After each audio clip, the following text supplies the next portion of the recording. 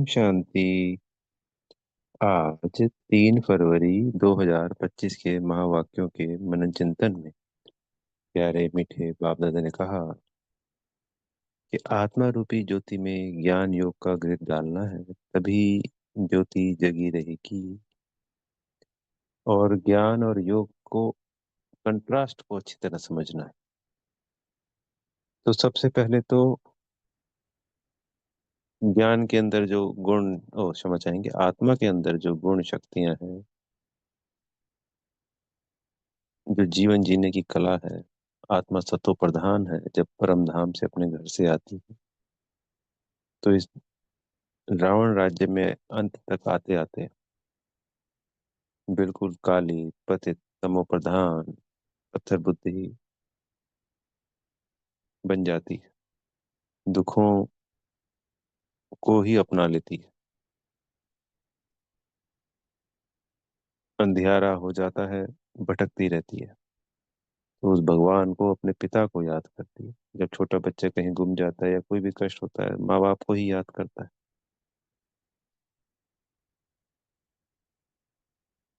तो जो रोशनी है, शक्ति, गुण, ज्ञान, ये सब रोशनी के प्रतीक है। तो वो समाप्त हो चुकी है।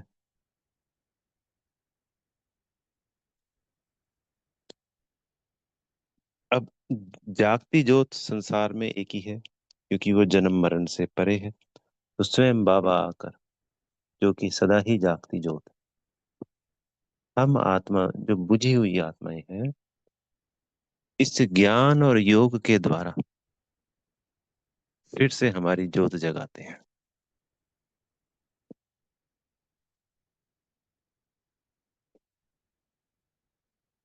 और इस ज्योत को संपूर्ण रीति से जगाने के लिए, जगमगाने के लिए, अपनी पुरानी ही इस अवस्था को प्राप्त करने के लिए, संपूर्ण सतो प्रधान बनने के लिए ज्ञान और योग दोनों ही आवश्यक है।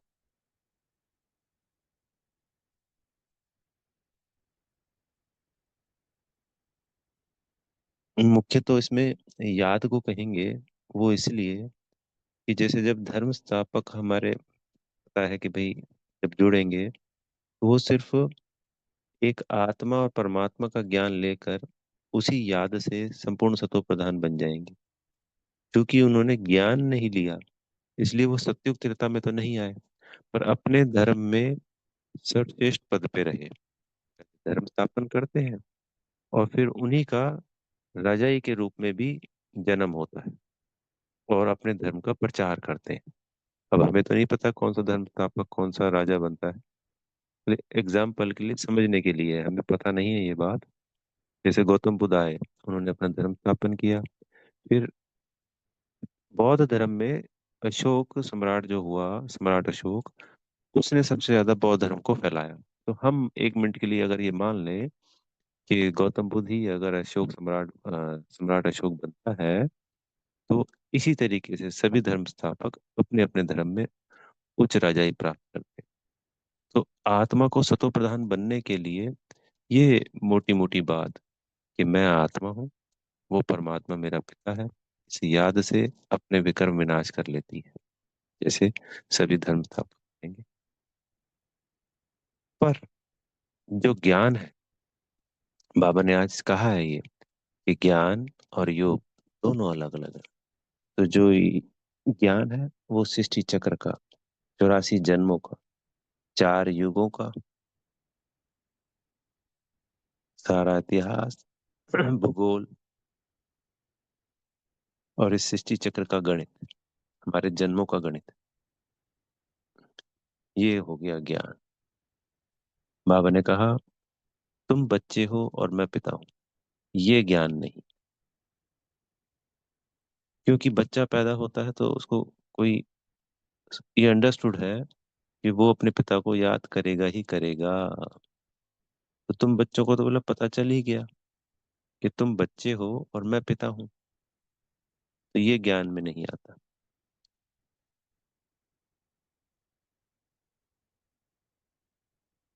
तो हमें रोज मुरली पढ़नी, सुननी, समझनी, रिवाइज करनी है।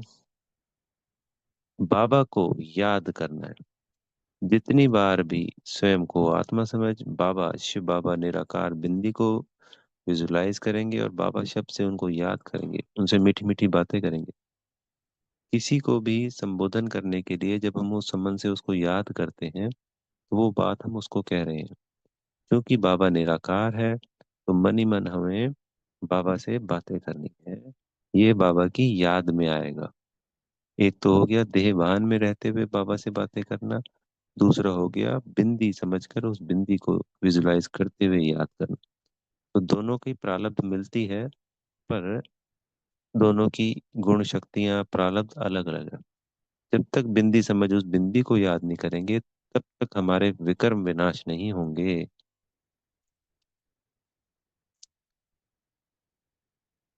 बाबा ने आज क्लियर किया कि ऐसे अनेकों अनेक बच्चे हैं, महारथी बच्चे हैं, जो मुरलियां बहुत अच्छी चलाते हैं, बहुत सुंदर चलाते हैं,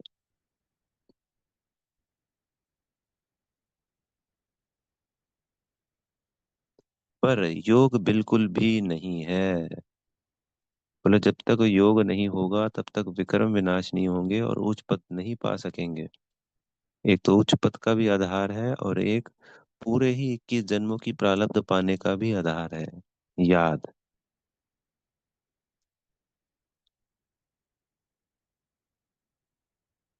तो हमें एक आत्मा जो सिर्फ ज्ञान के आधार पर आगे बढ़ रही है और एक ज्ञान योग दोनों को ले रही है, तो उन दोनों आत्माओं की चमक में फर्क होगा। क्योंकि जो ज्ञान के आधार पर ही चल रही है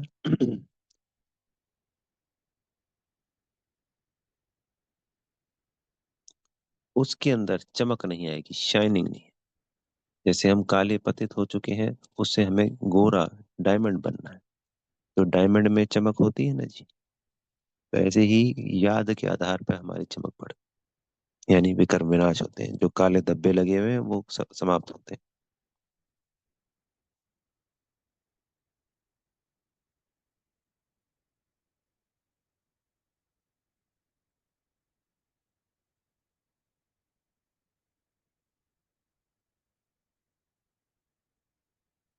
सारा दारोमदार याद पर है। बाबा रोज मुरलियों में हमें तीन चार टॉपिक होते हैं। एक याद, एक ये ज्ञान, सृष्टि चक्र, भक्ति के पॉइंट, धारणा के पॉइंट और सेवा के पॉइंट। इन्हीं चार के ऊपर मुरली चलाते हैं, रोज चलाते हैं। तो हमें चारों ही सब्जेक्ट में, इसमें देखिए तीन तो सभी आसान है। कोई बच्चे ऐसे होते हैं जो सिंपल रोज मुरली सुनते हैं, बस धारणाएं थोड़ी बहुत कर रखी है, जैसे पवित्रता की धारणा हो गई, खान पान की धारणा हो गई, और सेवा करते रहते हैं। कुछ बच्चे सेवा ही सेवा बहुत करते हैं, मुरली एक बार सुन ली बस, धारणा तो है ही है तभी ज्ञान में चल रहे हैं। ये तीन सब्जेक्ट तो सबके लिए कॉमन से है। जो अनकॉमन है, जहाँ डिफिकल्ट आता है, बाबा ने कहा कि भाई माया का फोर्स आएगा ही आएगा। भक्ति में भी कहा जाता है कि जब आप भगवान की भक्ति करने बैठते हो, भगवान को भक्ति के हिसाब से याद करते हो, तो माया विघ्न डालती है। बोले माया दुश्मन नहीं चाहती, भक्ति में भी उसको यही कहा जाता है कि वो हमारे को भगवान को याद करने नहीं देती है, भगवान में हमारी लगन को लगने नहीं देती। वहां पे भी चाहे साधु सन्यासी होते हैं, ऐसा नहीं कि पहले दिन से ही वो चाहे किसी को कैसे भी याद करे, पहले दिन से वो याद नहीं ठहरती। उनको भी बहुत लंबा अभ्यास करना पड़ता है, कठोर अभ्यास करते हैं वो। तो हमें तो कठोर अभ्यास नहीं करना है, क्योंकि बाबा तो सहज बता रहे हैं, सहज राजयोग। पर करते रहना है, करते रहना है, करते रहना है।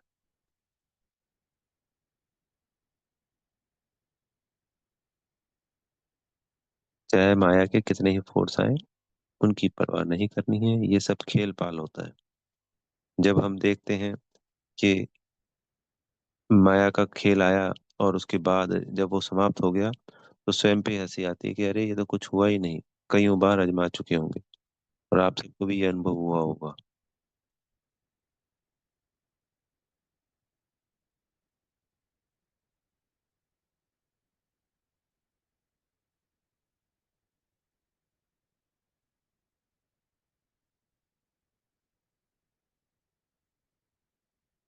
आज फिर प्रश्न उत्तर में भी था कि बाबा जो ये कार्य है ये प्रेरणा से क्यों नहीं कर सकते। क्योंकि जो तमो प्रधान बुद्धि होती है वो बाबा को बात को कैच ही नहीं कर पाएगी।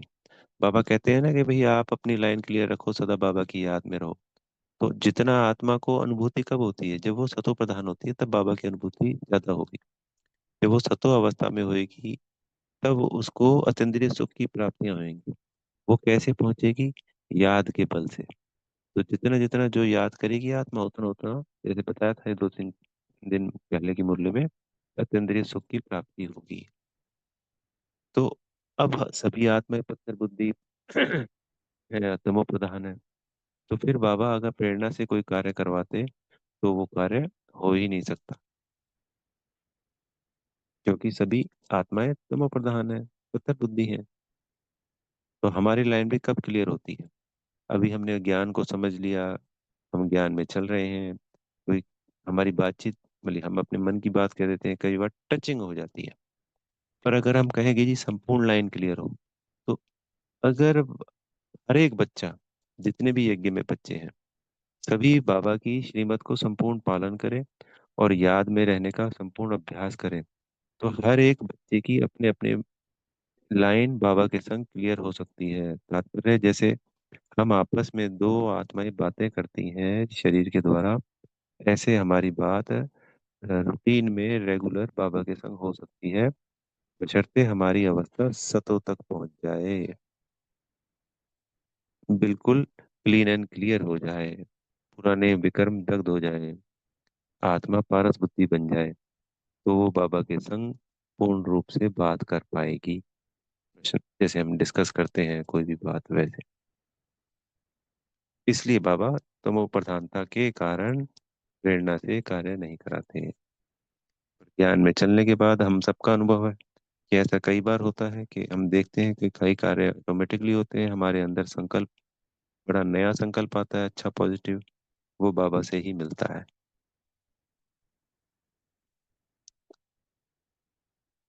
फिर आज के गीत पे भी समझाया कि छोड़ भी दे आकाश सिंहासन। तो बाबा ने कहा ये तो भक्ति का गीत है। अब ये आकाश तत्व तो ये यही है, तो मैं तो आकाश में रहता ही नहीं हूँ। बाबा तो रहते हैं मह तत्व या ब्रह्म तत्व, जिसको कहा जाता है हमारा जो परम धाम है, उसी को ब्रह्म तत्व मह तत्व भी कहा जाता है।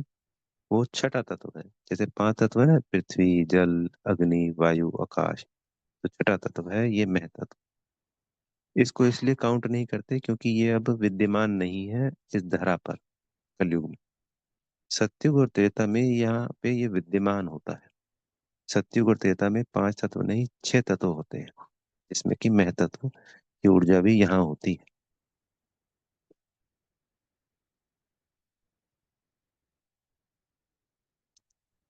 तो भक्ति वालों ने, बाबा ने कहा, गीत बना दिए, पर समझ कुछ भी नहीं है।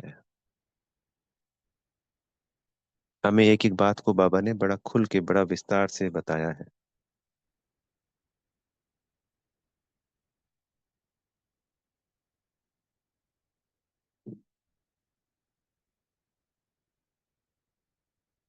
बाबा ने आज फिर अंधे की औलाद, अंधे का शब्द यूज किया।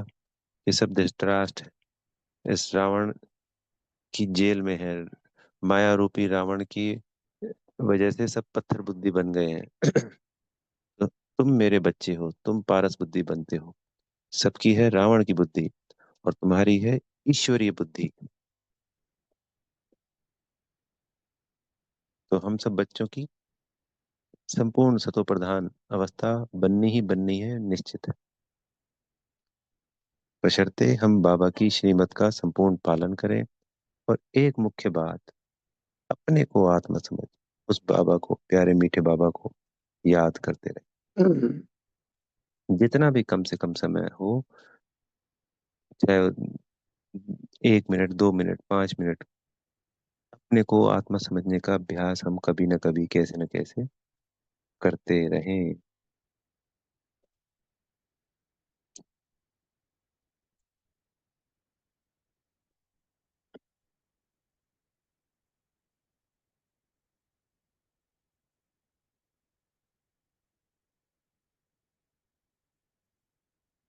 फिर बाबा ने आज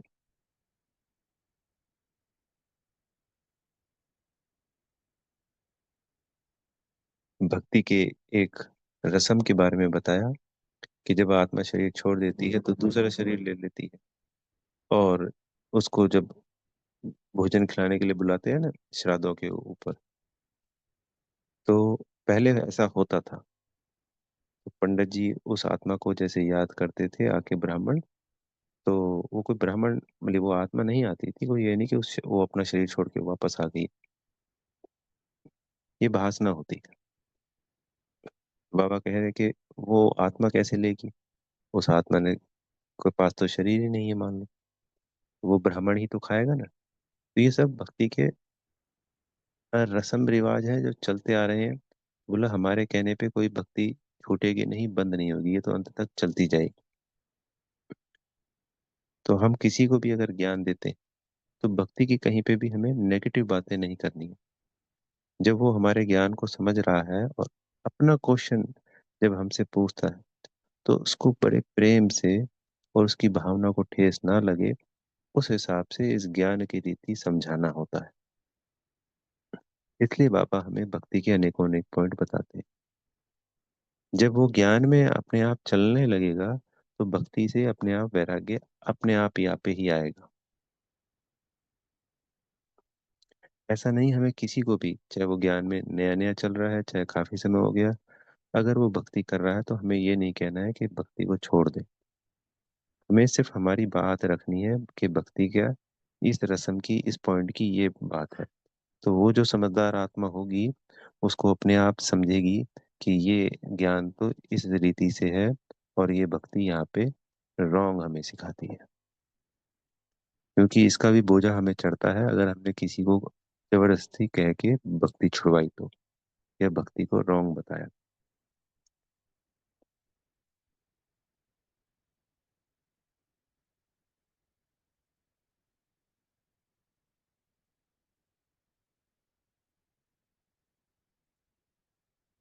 फिर आज हमें सदगुरु जी ने वरदान दिया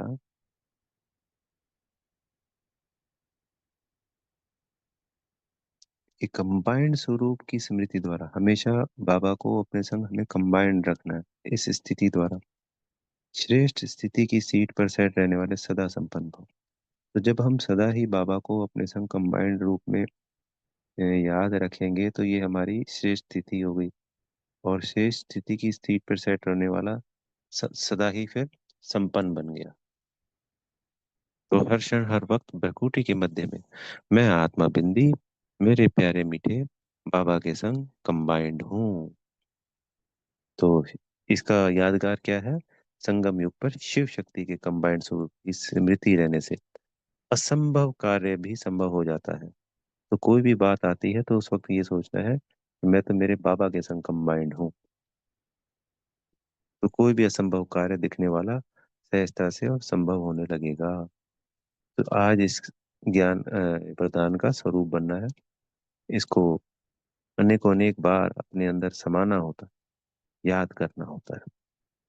और जब कोई भी परिस्थिति आती है तो मैं अपने प्यारे मीठे बाबा के संग, ऐसा नहीं कि उस वक्त भी तभी याद आएगी जब हम पूरे दिन बाबा की याद में रहेंगे, यानी बार बार याद करने की कोशिश करेंगे।